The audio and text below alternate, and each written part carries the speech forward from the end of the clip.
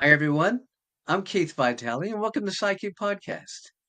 My special guest on the show today is here for his third interview, my very good friend, Mike Stone. By now, most of us understand that Mike Stone is a true living legend in the martial arts world, but there's a side of him you might not know. Well, you see, I normally focus on topics that are martial arts related. I talk about directors, producers, writers, actors, etc. I'm going to make an exception this time. I'm going to focus on a topic I know is dear to Mike Stone's heart. It's called universal vibrations. Now, what's that? I have no idea. Now, get this. Mike has been living in the Philippines for the last 40 years, developing his critical thinking on just these topics. Who are we? What's the meaning in life? Why are we here? Even about mental vibrations that can reach out to other dimensions. Well, I want to hear all about this. Please say hi to my very good friend, Mike Stone. Hi, Mike. How are you doing? Nice to be with you again. It started really quite some time ago. It started when I was really young. Nothing is separate in the universe. Everything is connected. Everything, there is a matrix. There's an interwoven uh, integrity. Everything is connected. And when it's connected the way it is, then things happen. When I say as it should happen, I don't mean in a preordained sense, should or should not. I mean things happen as a natural result of certain laws that are applied. Now, the problem with mankind, I think, is most of the laws that we are governed by are man-made laws. And we know men inherently, they're not really trustworthy. They're out for themselves. Everybody has a personal agenda, and there's nothing wrong with that either. But when man makes it laws, it makes it to be advantageous to a certain class or elite group of people. That's who make the laws. So they make the laws, they profit by it. But there's natural laws, there's universal laws, there's things that have always existed long before we ever existed. So these laws have been working quite well, and any deviation from these laws is what man has introduced into his life and society. So if you look at the present state of our world, the chaos, the confusion, the crime, a lot of these issues are because they are man created. They're not natural laws. Natural laws will take care of everybody without looking at your financial records, without looking at your race, your color, your creed. It's blank. That's why I prefer living under universal laws. So when I say that, it's basically this idea. Now, so much more today because of new technologies and because of understanding and because we are expanding our consciousness. Um, Let me go back to a guy that I admire very much, a guy named Nikola Tesla. Now, he lived a very successful life, but very sad life because he was in competition. The people that financed him, J.P. Morgan and people like that during that period of time, the late 1800s, they were interested in making a profit and on electricity as well. But Nikola Tesla could give us free electricity, and they didn't want that. And for an investor, again, to invest money, he wants to benefit from his investment. So obviously, he wants to find a way that they can charge you for electricity. And if you look at our today's situation, electricity is one of the biggest things we're paying for. It's very costly. So this whole idea, Nikola Tesla made a statement one time. His quote was, "If you want to find the secrets to the universe, just think in terms of energy, frequency, and vibration." Now, a guy that came along a little after him, a guy named Albert Einstein, made a very simple quote, and he said, "Everything is energy, everything." So now, when I thought about Nikola Tesla's quote, and I said, well, if I can find the secrets to the universe by just changing my way of thinking about my life and everything in it, if I looked at it as energy that vibrates at a particular frequency, if I looked at everything in my life that way, will I find the secrets to my life, not to the universe, that's quite a vast thing. So I said, if I could apply what he says is true, but apply it in my life on a daily basis, could I change my life? Could I change me? Could I change my situation? And most importantly, when my mother died, I realized the truth at 11 years old, that death is instantaneous. Death happens in a moment, and death happens in the moment that you exist. And death can only take me in my present state of being now, only now. Yes, I can only die physically now. That is the truth. And that's a natural universal law. Everything in the universe is in present time reality. So if I take that idea and I apply it to my life in every way that I can, I realize that I could not do it in the present environment I was living in Los Angeles. It was not conducive to this type of thinking. And I'm talking 40 years ago. So I decided to make a change. And the change was I had to remove myself geographically, location-wise, because I heard somewhere in business that location is the most important thing. Well, does that mean location where I put myself physically? Yes, of course. So I had to remove myself from Los Angeles and everybody that I cared about, the people I loved, the things I loved doing, the person I was at that time. Everything about my life had a particular energy around it. And that energy around me was partly due to my attraction, my energy, and also the influence of other people around me. So to get to the core of who I am, I had to remove myself from the physical location of Los Angeles. I found this little island that I've been living here for 40 years. And on this, there are places in the world that have what's called vortexes. There's energy fields that are more prominent than others, that you can heighten your awareness, you can become more energized in certain geographic location. Energy has a tendency to attract like energy, like birds of a feather flock together, like people of a like mind congregate together. Well, it's the same, it's a natural law of the universe, that energy, and I'll talk about this, I don't know if we'll have time, but the idea about AI and UI, the difference between artificial intelligence and universal intelligence. I wrote something on that. But that basically is the premise that if I have a thought, there is nothing stronger than human thought, nothing. There is nothing more powerful on planet Earth than our thoughts. Now, if you don't believe me, or if it sounds bizarre, just look around where you physically are. Look around the room that you're in, and every physical thing that's there that was made by man came from a thought. Everything.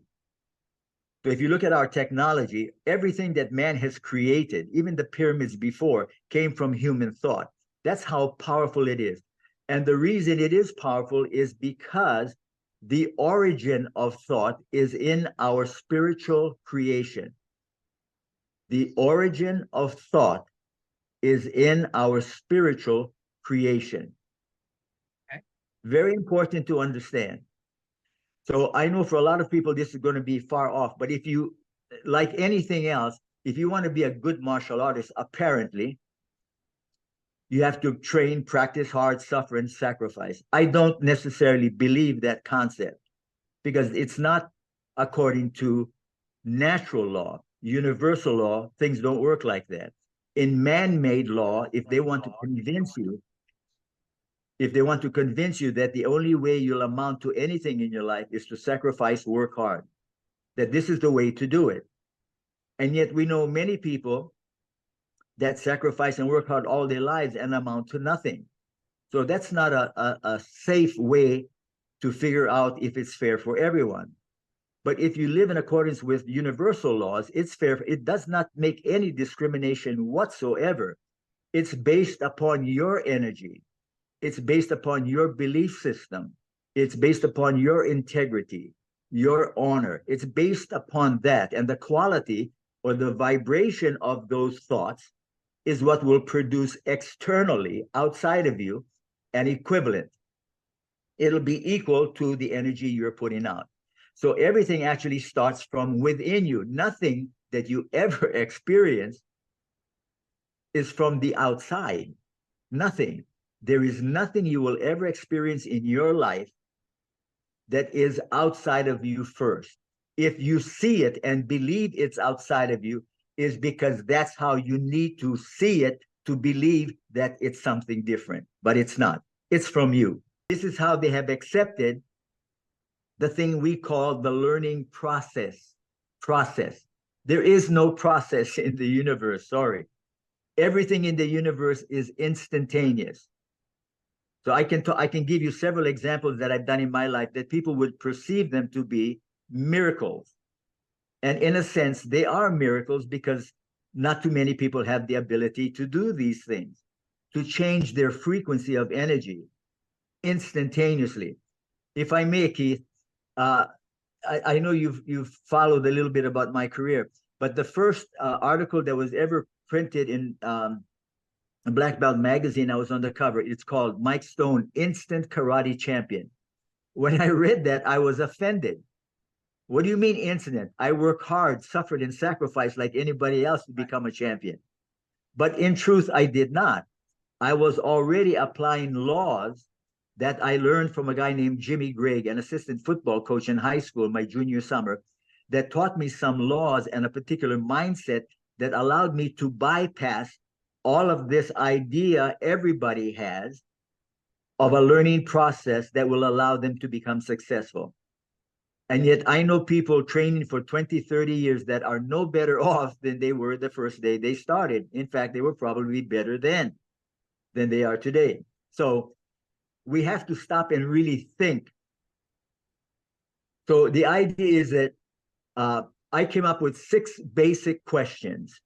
Now, these basic questions are necessary to create a foundation of understanding the natural world, the universal intelligence. There is a certain way you need to be educated. I don't mean that I'm educating anybody, but for you to understand who you are. So the 6 questions are these. The first question, who am I? The most basic question man has asked himself since he could even think. The second question, where do I come from? The third question, now this is a different question that man doesn't understand. So I'm going to insert this question as number 3 in the 6. It's what happens during my transition from being a spiritual being into my birth as a human being in the world of relativity. That's the third question. The fourth is, why am I here? Now, the fourth question deals with your physicality, your humanness, being human. The fifth question is, what is the meaning to life? And the sixth question is, what is my purpose for existing at this time? So these are very profound questions. So I don't want to bore your listeners or you or anybody, but if you ask me to share something with you, I cannot do it any other way and still maintain my personal integrity about my belief in what I'm speaking about. I can't do it. I can't jump to chapter 16 if you don't know yet who you are. And yet this question, who am I, is probably the most asked question in our minds about ourselves throughout our lives. Our journey through life, our seeking and searching through life is to answer this basic question. And we never come up with an answer. Who am I? Well, your mind can create a false idea called an ego. So you can come up with any idea you want about who you are. And your ego is so entrenched in your identity that you will die to give it up. Literally, seriously, you will commit suicide to give up your identity. Why? Because you created your ego. It's who you are. You think. So this becomes your whole life. It's my projection of who I am. It's not who you really are. because you don't know that. So that is our first question. So the first question is, uh, who am I? And the answer may be too simple for us to want to accept.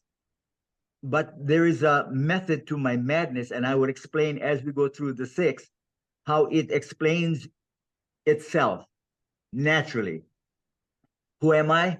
The answer, love and light. That's it.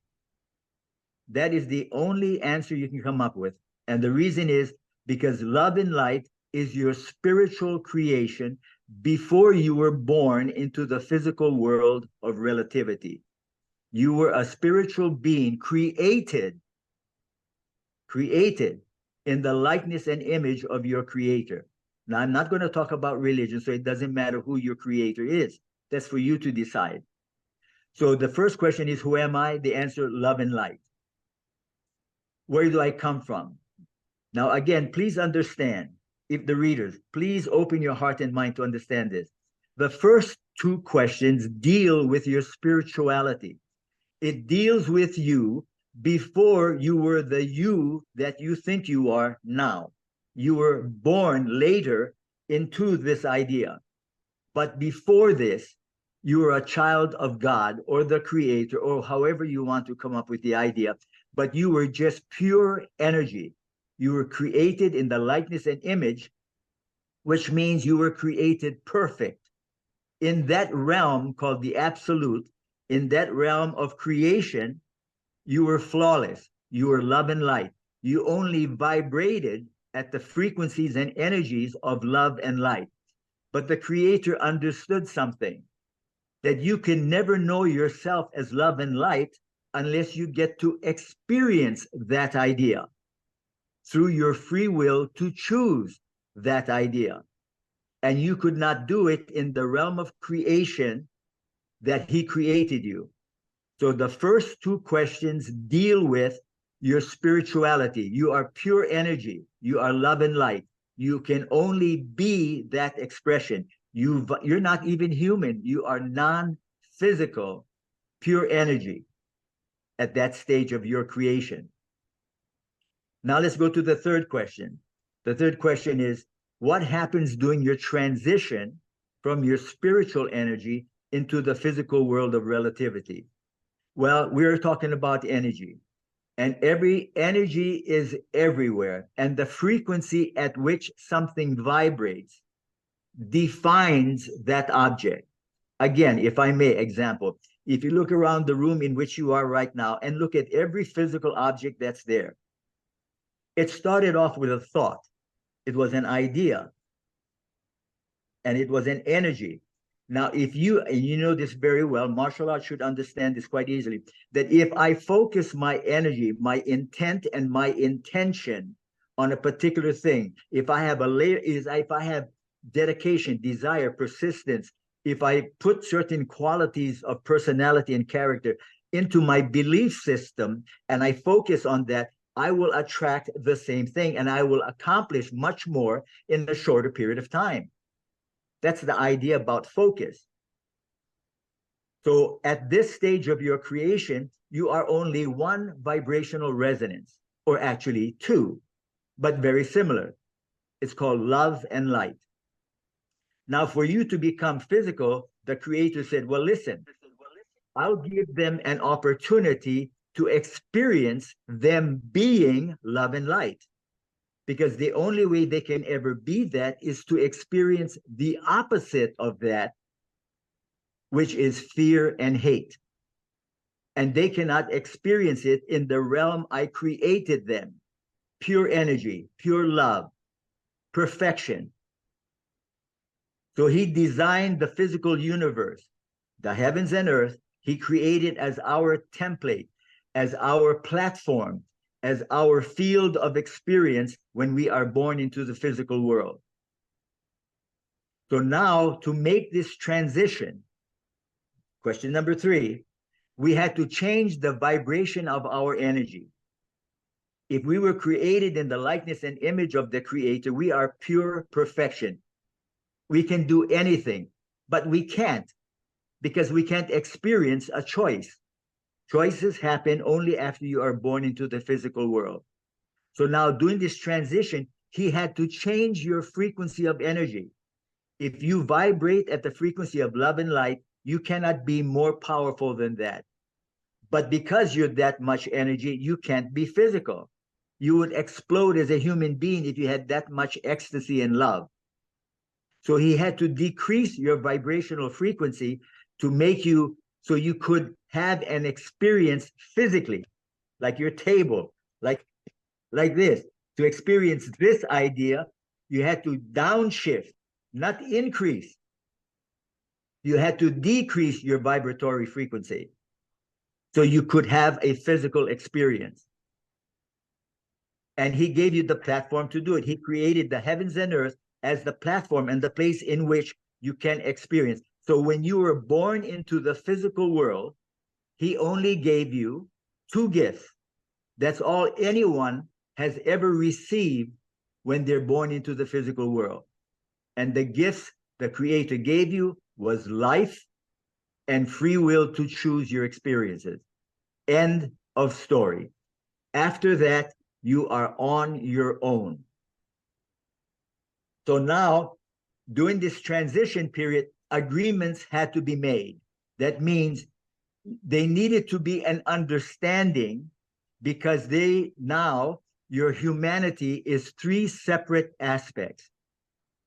The first part, or the first aspect of your humanity, is your spiritual nature, your creation, where you were created in that realm of absolute perfection that you are not anymore. When you're going to be born into the physical world, that is one aspect of your humanity, your connection to your spiritual origin. The other two is your mind body. So as human beings, there's three aspects that make up our humanity: our spiritual nature, our mentality, how we think, and our physical aspects, the things that will do the things we want to do. This is all this is for. In the physical world, this is all this is for you to do things. So now, in making this agreement, this was basically the agreement that was designed. The spiritual aspect of you made this agreement to your mind body. It said, I will join you on your journey throughout your physical life only as an observer of your choices. The second part of it, I will never interfere with any choice you ever make during your life, even if it is to commit suicide. So now the spiritual aspect of you, the highest part of you, or what we call our higher self sometimes, is that it made an agreement, and the agreement is they will join you throughout your life experiences, but only as an observer of your choices, which is one of the gifts you receive, life and free will to choose. The other thing is that it will never interfere with any choice you ever make, regardless of what the choice is, regardless of the results, outcome, or consequences of your choices. Your spiritual life, your spiritual aspect will never interfere. Now, if I may, our perception of God is the same thing. He created us in his likeness and image. And if you truly understand the natural law in which he created us, he does not interfere in our lives. In any religion and every religion, he does not interfere. You can go to church and pray until you're blue in the face. It won't change your life. You want to change your life, you have to change your thinking. You have to change your beliefs about you. He gave you that power and that ability, but we don't accept responsibility for our choices. We want to blame everybody else for the situations in our life. So that is the higher self making its agreement to the mind body, the other two aspects of our humanity. So now when we come to the body, the agreement is that, number one, the first thing you will have to do when you are born into the physical world, I know this sounds very bizarre, but I can answer any question you have about this, is that your mind body chose to forget that you are light and love. I'm going to say it again.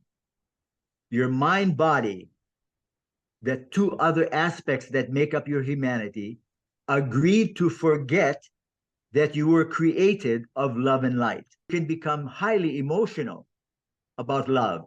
You can be highly creative if you're in love. So the people that have excelled in the physical world are passionate. That means they are in love with an idea that they create about who they are. Just a side note, you've heard of the expression a child prodigy, aspect of their humanity. Remember, there's three aspects that make us up. The spiritual aspect of you is created and reborn right away into the physical body. So you may have a child at 3, 4, 5 years old that is already at its maximum. It can do chemistry, it's good in mathematics, it's an artist, it's creative. I mean, already at 3 and 4 and 5 years old, it can write, it's a poet, it's a philosopher. They already have accepted what they chose to forget initially when they were born, which is to forget I am love and light. They decided at 2 or 3 years old, no, I will not forget. I know who I am.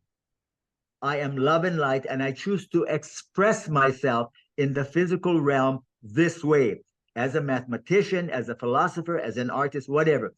Do you think that a child prodigy at 14 years old is going to change his mind about who he is? Never. Never. They're only going to be better at who they know they are. Not wishing, hoping, praying someday, if I practice and try and sacrifice real hard, that I may become something. No, they are that idea. In the agreements made, the first thing that the mind body had to do was to forget that it is love and light. Why? Good question. And the creator had a plan why. That for you to know yourself as love and light, you would have to experience yourself as fear and hate, the opposite of that. And the creator knew the only place you could do that is in the physical world. So this is why he allowed you to be born in the physical world. So you can choose. Your two gifts is life and free will. You can choose who you wish to be through the experiences you get from the choices you make that are not the best choices. You're going to make a lot of negative choices throughout your life. So the other thing is, you have unlimited choices. So you can choose as often as you like. There is no limit to the amount of choices you can make. The other gift is you can change your mind at any moment if you realize that you made a mistake, that was not the best choice to make. And you would know that immediately because you would have the results, the outcome, and the consequences of that negative choice. And you could determine from that, whoa, time out. I don't want to be this idea. I want to change my mind. Why is it the human believes that they have 3, 4, 5, 6 months to change their mind? Why? Because we instilled in the human being the idea to change your mind instantaneously is to be a hypocrite. A hypocrite. You are punished for your gift to change your mind instantaneously. They call you a hypocrite. It's okay if you change your mind 4 or 5 months down the line, but not right after you made a mistake. That's a no-no. So what do we do in that interim? We find a way to hurt ourselves, to punish ourselves, to abuse ourselves. Not only us, we go to 3 or 4 months of, oh man, I made a mistake. What a bummer, man. It's unbelievable. I'm so stupid that. And now you start taking drugs, alcohol, you start punishing yourself, not realizing you're punishing the people you love. The people around you who care about you are wondering, what in the hell happened? Hey, come on, man, Mike, get off of that. That was a mistake you made 3 months ago. Why are you still dragging on with that? Get off that funk, you know? Let's get back to being positive. But you can't do that. Why? You believe it's not right. They're going to call me a hypocrite if I change my mind right away. I need time to get over it. And some people never do. They ruin their lives and everybody's life. That's why they have these thing called interventions with drug and alcohol. I mean,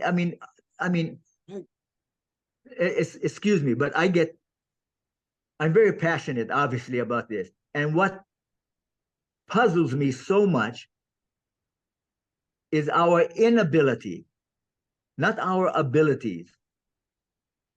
Our potential is unlimited, but our inabilities is what we focus on. Not what we're capable of being, but what can we actually do physically now.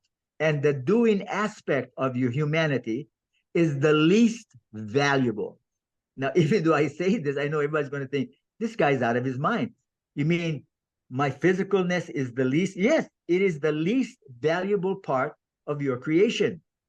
Why? Because it's only the part that you need in the physical world to do the things you need to do. You need a physical body to do it. But what do we do with this body? We abuse it, destroy it through alcohol, drugs, negative thinking. We completely destroy the only thing, our body is not healthy. We don't make the right choices. We don't do the things we need to do to maintain our systems.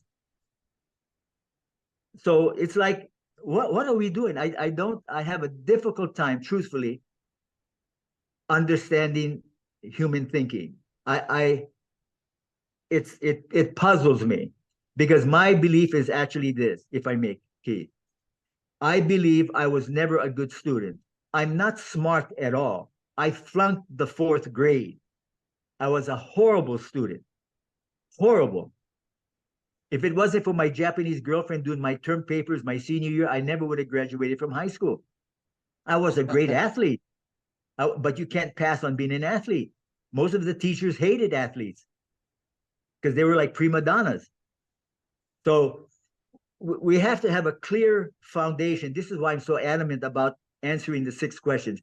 We need to have a very strong understanding of who we are. And that's why that's the first question. But let's continue on.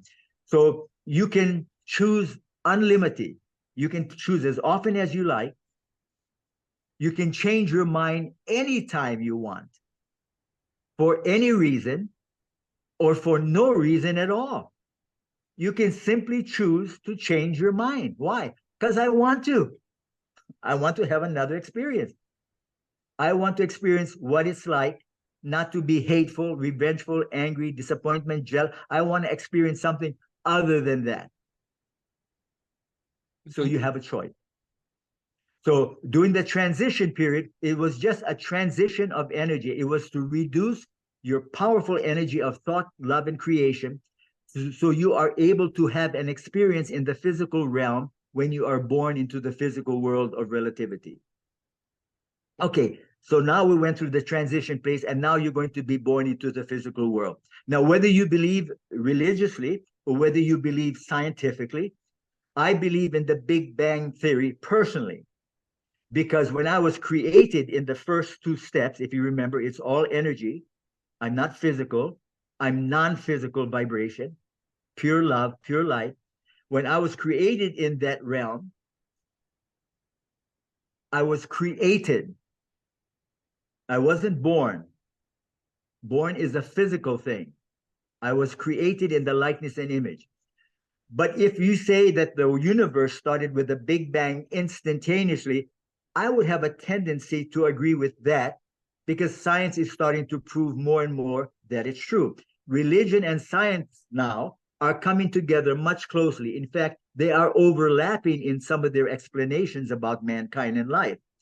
So let's say that when I'm physically born, a sperm competing with millions of others go up the fallopian tube, finds the egg resting there, and one sperm will impregnate it. When that sperm enters and penetrates the egg, is a mini bang. It's a mini bang. That's Makes when your sense. life begins. So there's a mini explosion in your creation in the physical world of relativity. Just like you were in the original thing when you were created in the likeness and image of the creator. This creation is now physical. So when the sperm enters the egg, it's a mini bang that took place, and now life starts. And again, there's a lot of controversy. I don't want to get into that. That's up to anybody how they want to believe. So when we are first born, we have now fallen under the jurisdiction of natural and universal laws. Now we have to comply with the laws that exist for everyone equally, and that's natural and universal laws. Our first task should be to understand and appreciate the power of the natural world, of the universal world. But what do we do? No. What do we do is we are created by two humans that have the ability to create. So when you were created in the likeness and image, the creator bestowed upon you the same powers and abilities for you also to create. But now you can create in the physical sense. You can produce offspring. You are a creator. When you have an idea that you create and make manifest into the physical world, you are a creator. So how less are you than anyone?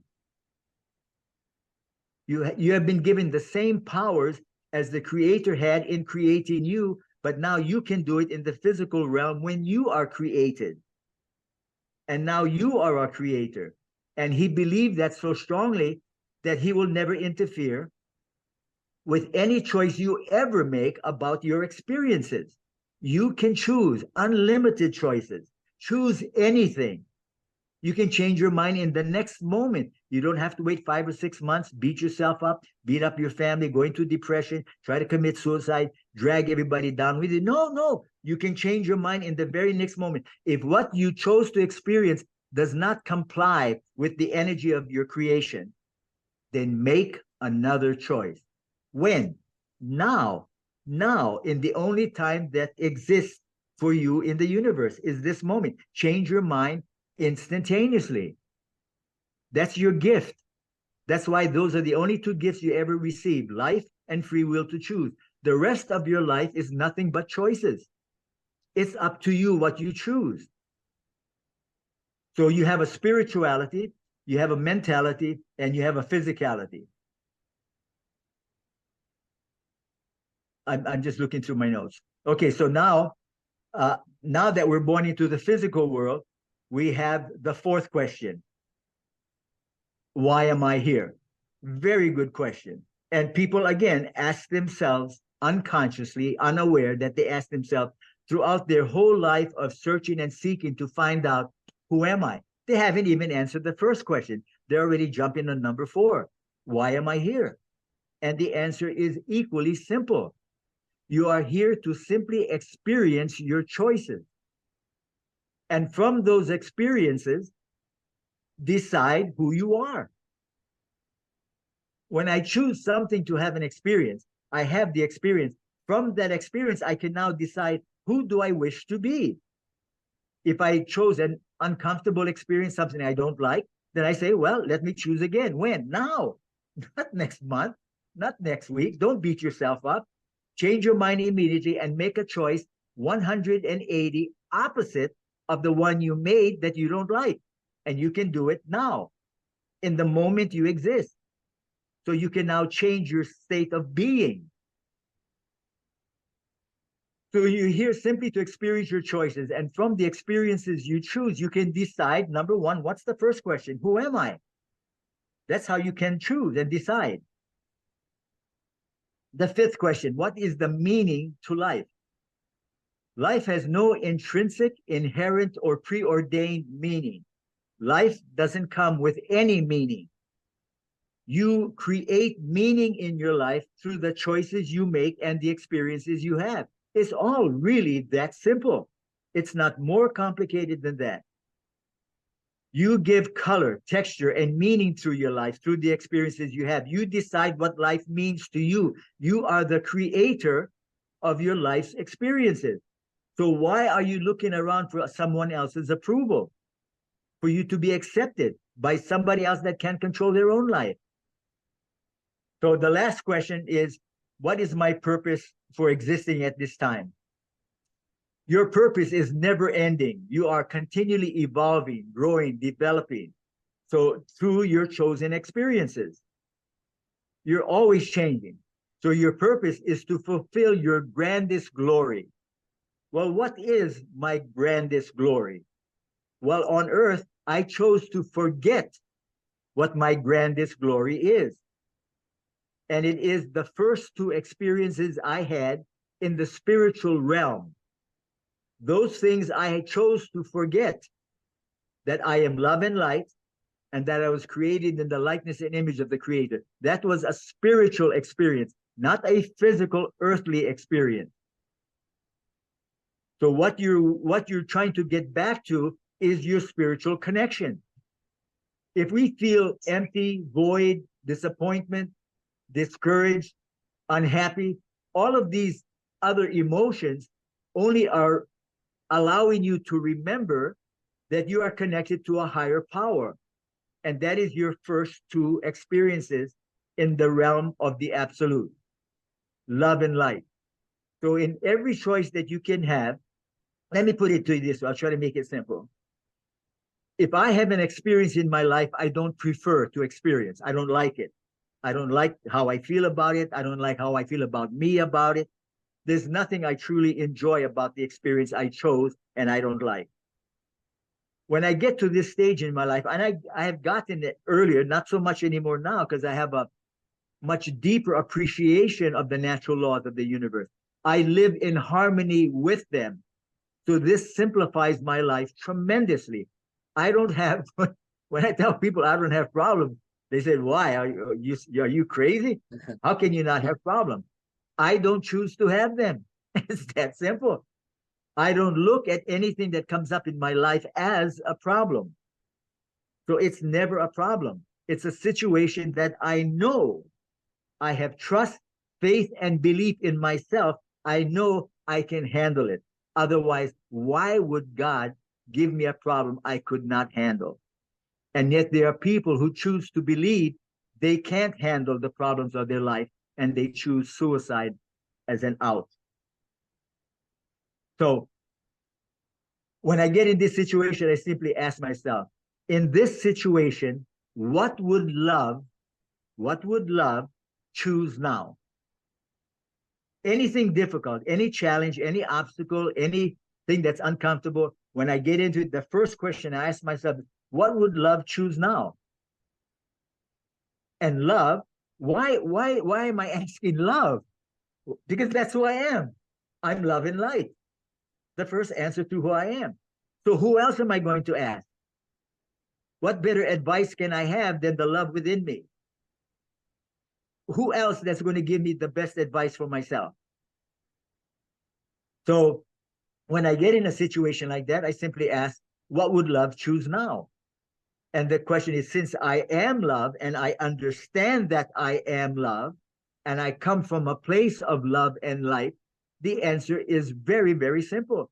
There is a natural solution to all problems. You cannot have a problem without having a solution. It is impossible for you to experience anything in your life, no matter how challenging or difficult, that you do not know the answer. You are not connected with that aspect of your creation, your spiritual connection that allows you to tap into that source of your power and energy, which, by the way, is not physical. You're not going to find it through thinking. Try it. We've tried it. We're doing it. Look at the world. That's because of negative thinking. And we got some brilliant people on the planet. What's wrong with us? We have to reconnect to the origin of our creation. That's our spiritual intent. We were created of love and light, created in the likeness and image of a creator, of a creator. Which one? Pick one. There are thousands to choose from. Be careful of your choices, because all choices have three things: results, outcomes, and consequences. So it's best you be wise in choosing. So, but the basic idea is that when you answer all six questions, at the last one, at what is my purpose for existing, you can never reach the most. So here comes the kicker in the whole thing. When you think you have attained certain accomplishments, that you're so great in the eyes of other people that don't even know you, how sad. But when they think you are an idea of yourself that you're not, but they'll convince you that you are. The idea is to get as close to your origin as possible. That is why you're here. Your purpose is never ending. You can never be the best ever all the time. That's not what human experiences are. Because of your thinking, it might be worse. Because of the way you think, your attitude, your behavior, because of your choices, you may not live a very happy, enjoyable life. So now, if you change, when you come to the point of realization, oh my God, I've done everything. Now, if you stop for a moment, please, and you look at all of the wealthiest people on the planet. Now, they may not be the most moral people. They may not have the greatest personal integrity, but they're wealthy. So when they've accumulated all of the wealth and power they can, what is the first thing they look to do? They want to become philanthropic. They want to give their wealth away. They want to share it to people less that are more needy than them. But is that the real reason they're doing? Because of their innate ability to want to share with people that are less? Maybe not. Why? Because their whole life they haven't been that idea. They've been the idea, let me get all I can for me. Let me get all the power, the wealth I can accumulate. But when they've got all that and they realize, wait a minute, I'm going to die soon. What, am I going to die the richest guy in the graveyard? Probably. Can I take all my toys? No. So now they start to become a little bit more realistic about death. Nobody wants to talk about death. To me, that is the most fascinating subject. Why? Because we're all going to have a similar experience. Everybody. So what are you avoiding it? What is it to fear something you haven't experienced? And you're deciding in advance how terrible it would be. Really? If you died already? In fact, in past life regressions, when they ask people that have passed away and come back, they have nothing but positive things. And they always talk about the nice, shiny blue light. And they have changed. Their personality, everything about them changed when they come to this realization. When you come to the realization, why am I here? What is my purpose for being in this life? When you get to that point to question yourself, you have to come full circle to the idea, my purpose is to be of value and service to my fellow man. That is what you want to be. When you've learned all you can, when you've acquired all the accolades and the awards and the presentations and all these things that are really, I mean, shall we be honest now? Somebody that's judging you, somebody that's saying you're this rank, somebody that's saying you're this good. How can they speak about that? Are they equally the same? What gives them the right to judge and elevate you? So that they can also be elevated slightly in your likeness and image? Can they be associated with you some way that some of your light shines on them so they feel like, well, I mean, this is another topic. I don't want to get into that. But anyway, this is the basic 6 questions that people ask. Now, when there's 2 aspects that make up our humanity, 2. Our whole humanity is 3. The spiritual aspect is non-physical.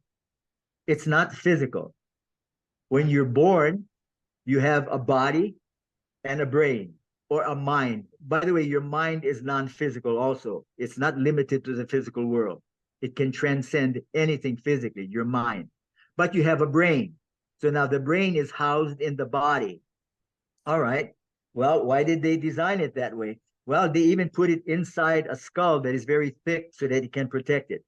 So your brain has 2 functions. I'm not talking about your mind. Your mind is unlimited.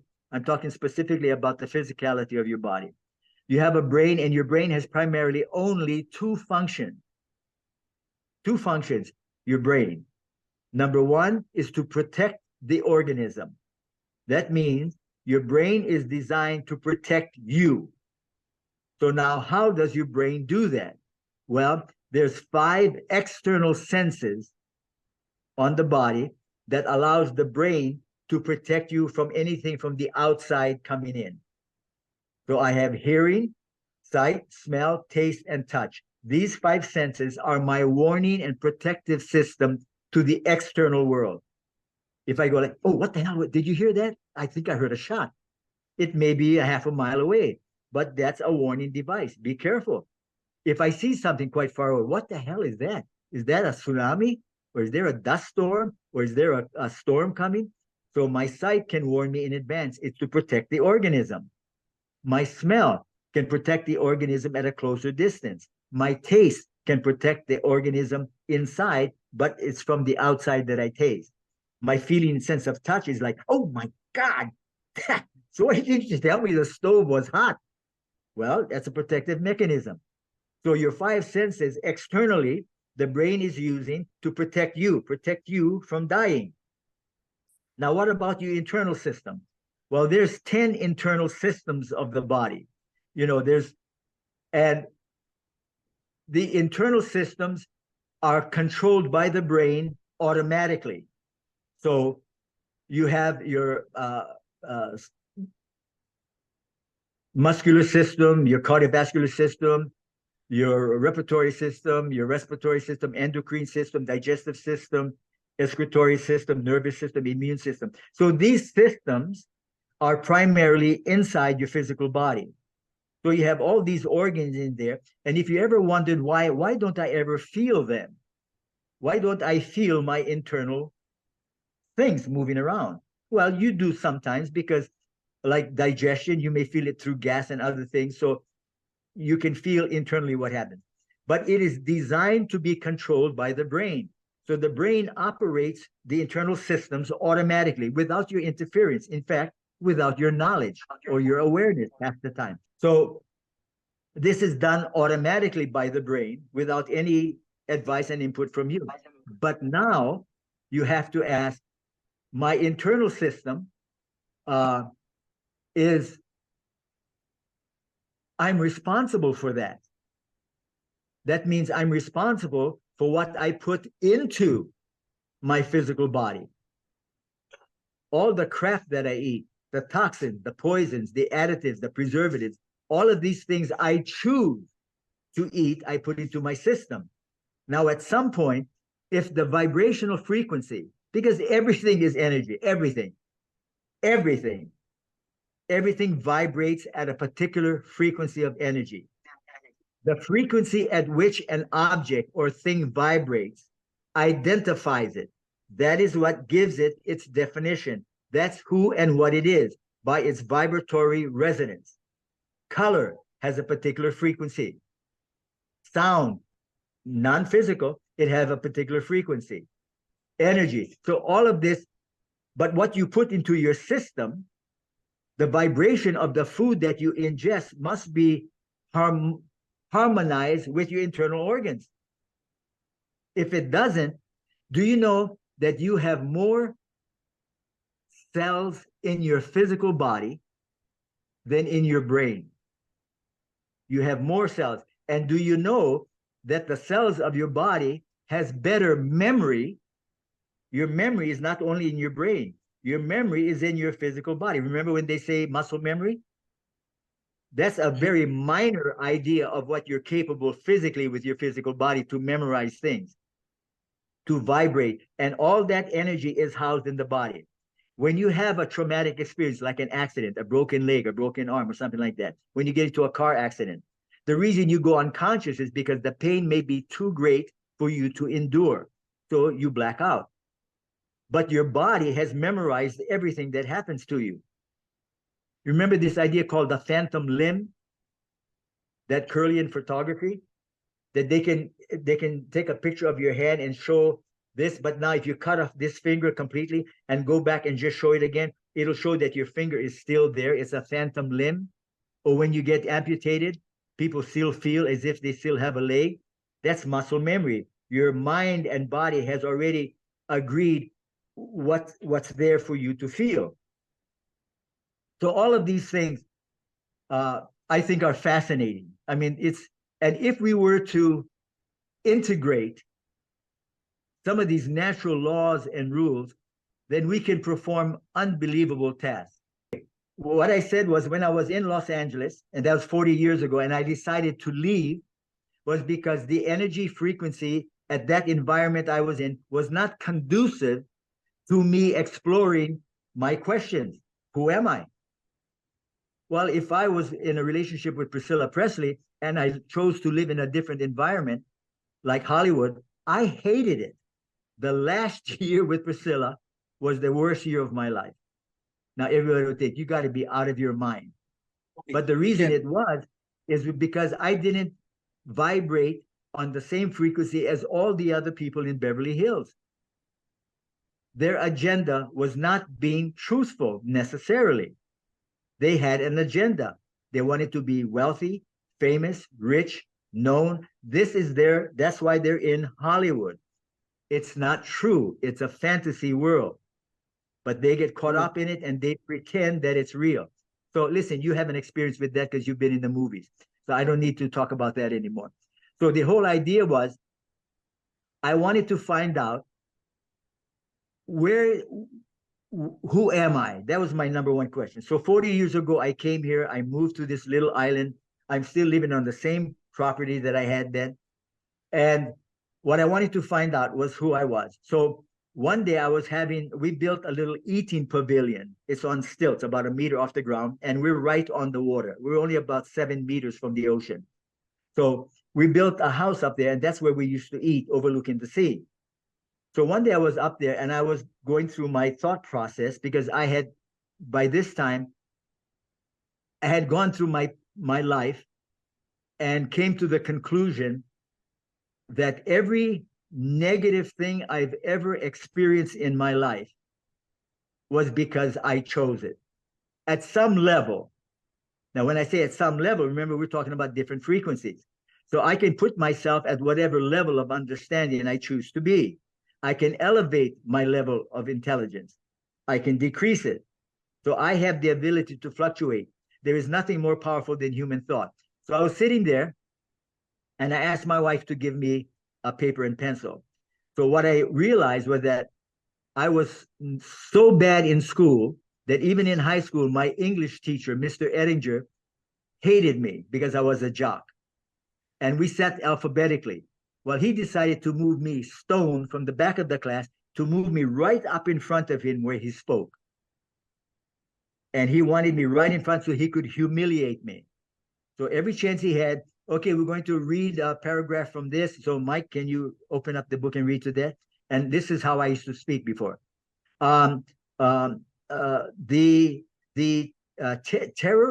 Terrorist dummy, the terrorist. So, I mean, I was completely out of it. And the more pressure he put on me to speak, the worse I became. So the idea was,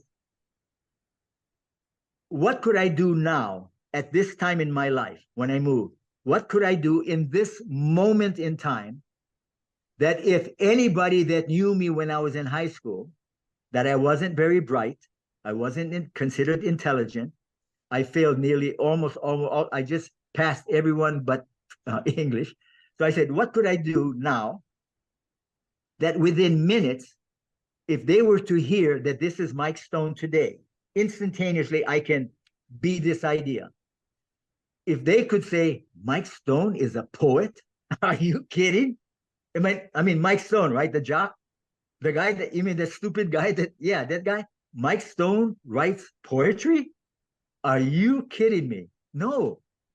So I said to myself, okay, I'm going to test my ability to change and produce a miracle instantaneously. So I asked my wife for a yellow pad, a legal yellow pad and a pen.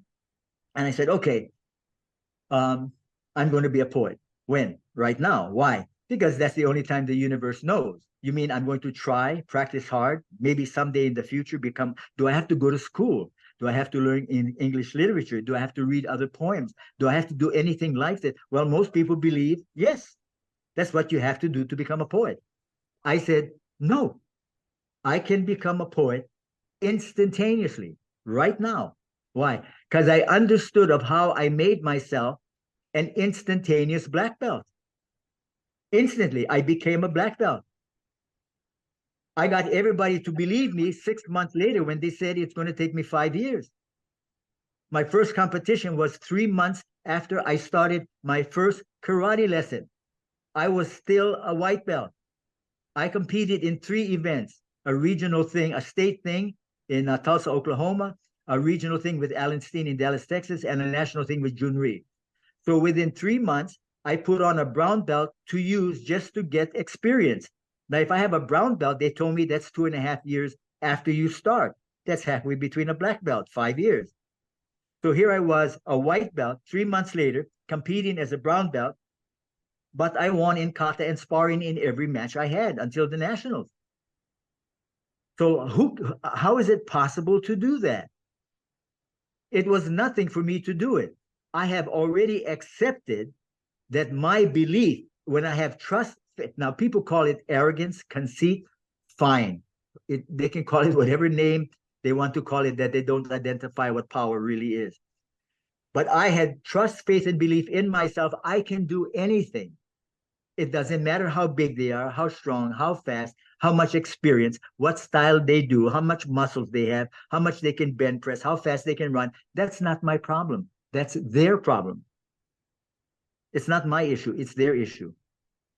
So this whole idea. So I sat down, I got the pen and pencil, and I said, okay, now I'm going to connect with universal intelligence.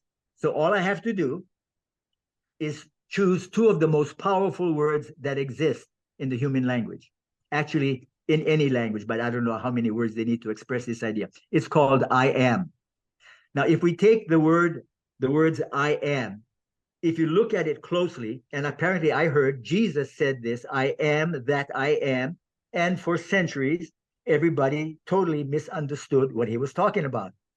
They could not understand what I am that I am means. They came up with their own interpretation, which was far from what he meant. What he meant was what I did. When I say I am making a declaration.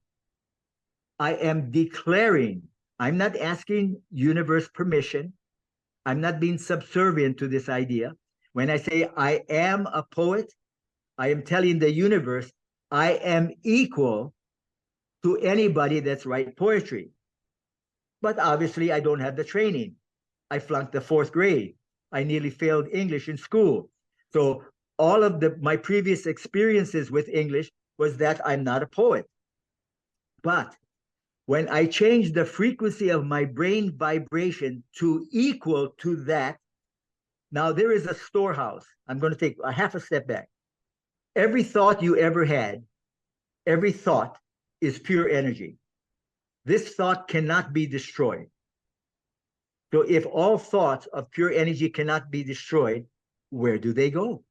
Well, they go from your thought, from your brain, from your head, into the ether, the atmosphere. Now, in the ether, all energies of similar vibrational resonance coagulate together. So now if I'm thinking about being a poet, my mind will go out and search out the file cabinet in the universal intelligence that's under poetry. Now, the only way I can access the information of poetry is to vibrate equal to the password that allows me into the storage room of poetry in the universe. There's 3 elements that you are not including in the formula of allowing this to be true.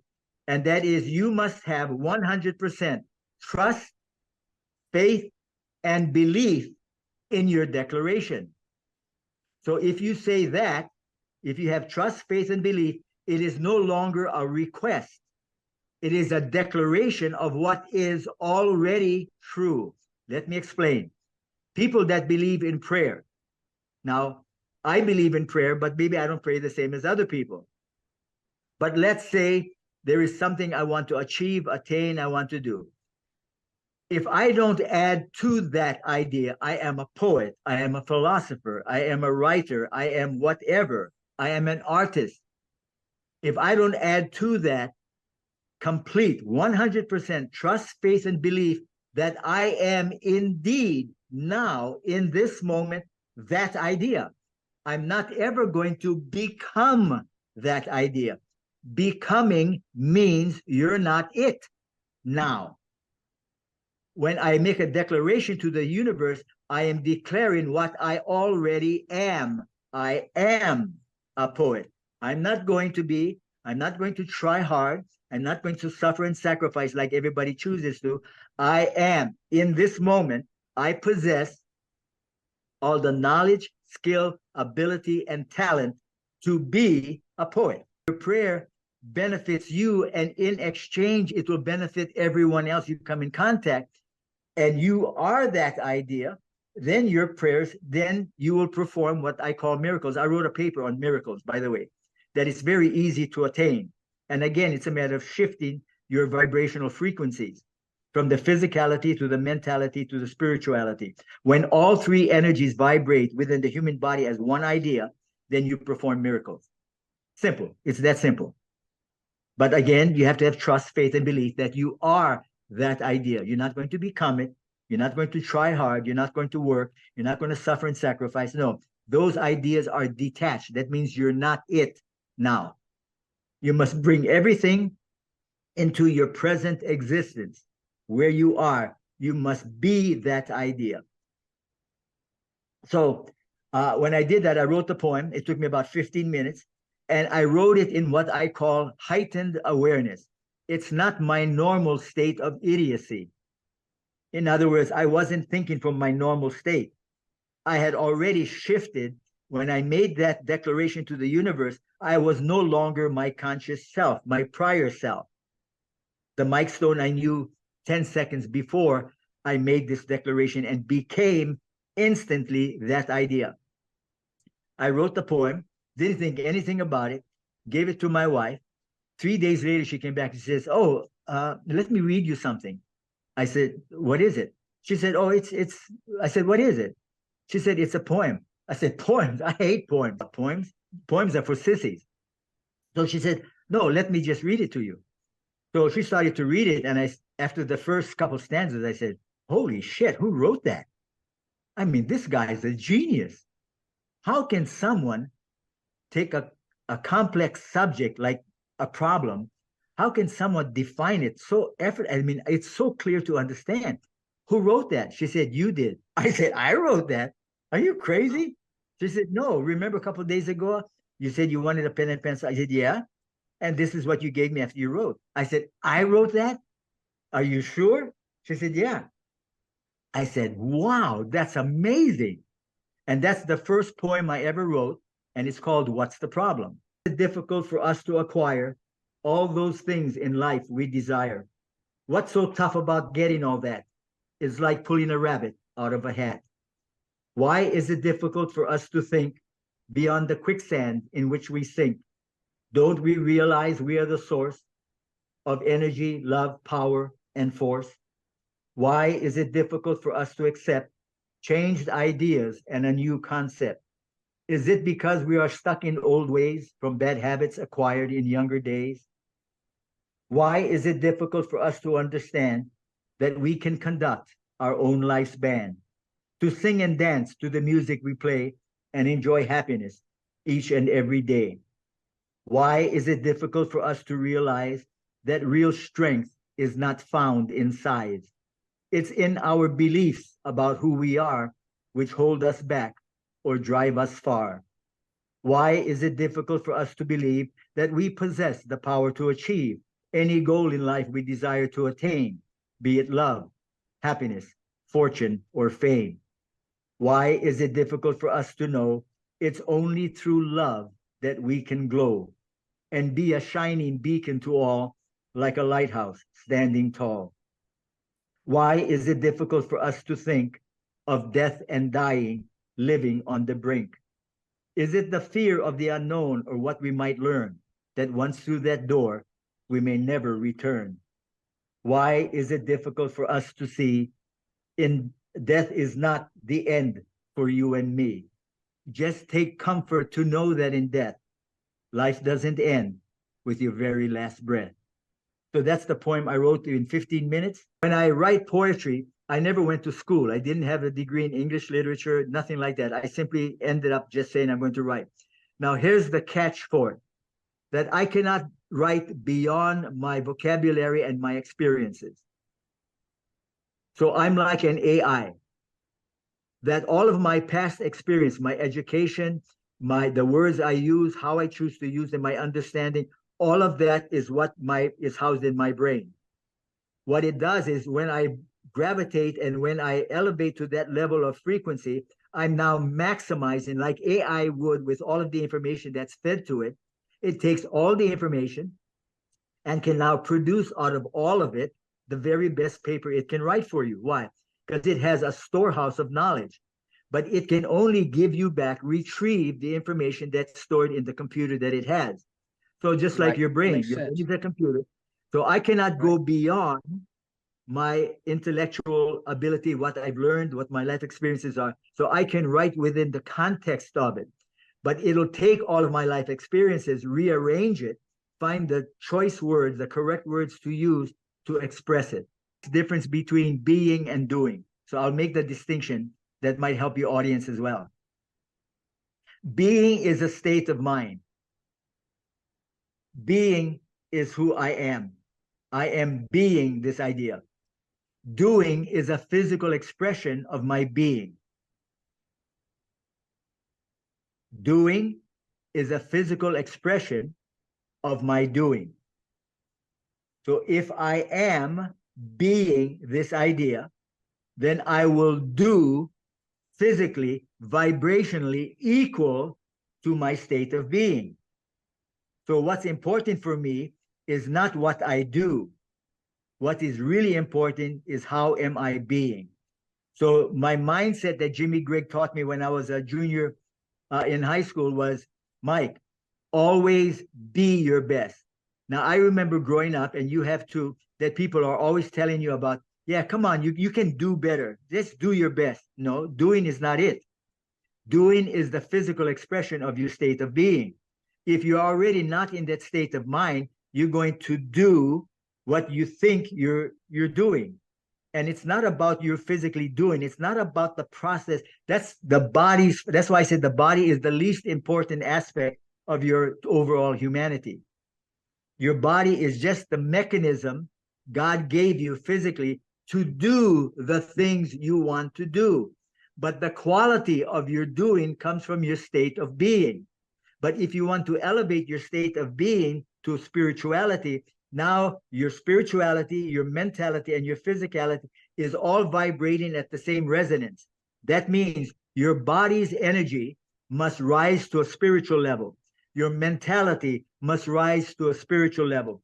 When your mind and body vibrate equal to your spirituality, you perform miracles. If I teach you something now, you should know it now. Not go home and practice for 3 or 4 weeks, come back and show me what you've learned. That's not learning. It's too slow. Like I said, if I'm in the moment, if I believe I am a black belt and what he's showing me, even though I'm a white belt, I can perform it, I can think, I can have the attitude, I am being that idea. Then you short circuit the whole system. We always use time as an excuse for why we don't, why we can't. That's why we use time. Wow. I just want to take this time to tell you, Mike, that I really appreciate you sharing your knowledge with us. This is incredible. I think my audience is really going to enjoy this interview with you. Again, please, I want to have you like and share. And as always, please subscribe to the channel. And I want to thank Mike so much for being on the interview this time. And until next time, ciao.